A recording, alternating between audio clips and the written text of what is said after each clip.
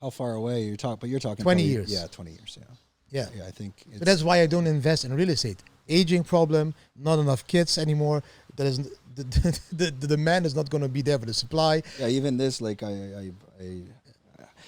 what we're doing is once we complete everything, I'm putting it on the market the next day, because I know that I'll be getting, my timing's good to get out. It's okay. This is my stable coin, but now I have 3 years, 2 years to sell it so I can buy more Bitcoin. And that my hope is I maybe make 10, 20% off this thing, and I just have more fiat to buy more Bitcoin at a lower price, because I could see the bottom being whatever, 65, 70, whatever. Yeah. That's a good option. You could also use your Bitcoin as a collateral to get a loan in dollars and just make more return of investment on those dollars again as staking, and then you buy back the dollars at the bottom without the stress of government's involvements in whatever it is when you buy a house in Thailand. Trust me, I don't even want to buy this. We didn't intend to make this Bitcoin YouTube podcast. No, it's complicated as well. Like especially living in Thailand, it's different. Like if I lived in Canada, no question. I wouldn't live there anyways. It's a nightmare there. But living in Thailand, and the fact that my girlfriend's Thai, it kind of gives me one fortress of solitude. I believe. I understand you're different on that side, not own property. For me, at this age, I'm never leaving Thailand. In fact, I haven't left here in 6 years. Since I don't have the stab. I didn't get that. So at that point, when they looked at me and said, well, you need this to be able to exit, I go, I'm just never going to leave that. And because I didn't want to risk that. So I've never left for that reason. But living here, it's like own one home, have your family, have a good loving wife, and everything else you own should just only be Bitcoin.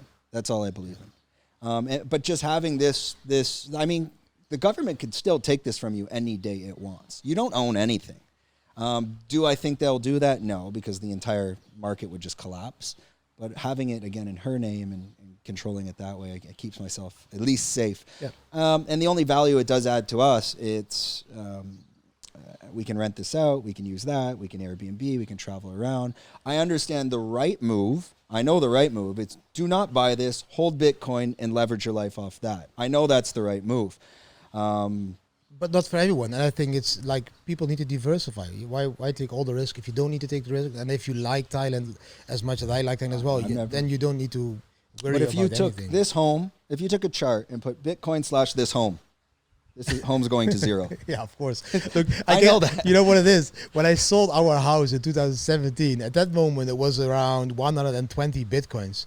I will be able to buy that house back now with around 4 Bitcoins. So I sold for 120 Bitcoins, and now 8 years later, I'll be able to buy it back with 4 Bitcoins. That shows already that Bitcoin is, of course, outperforming gold, real estate. But then still, I can relate to what you're saying is we have a family, you know. I have kids as well. My kids and wife are different than me. We have this discussion every day. My wife is like, why don't we just take like 1% and just buy one house somewhere? And, you know, and I'm like, I am just not there yet. I just don't want it. I just don't need it. My wife and kids, they love it to stay in beautiful houses.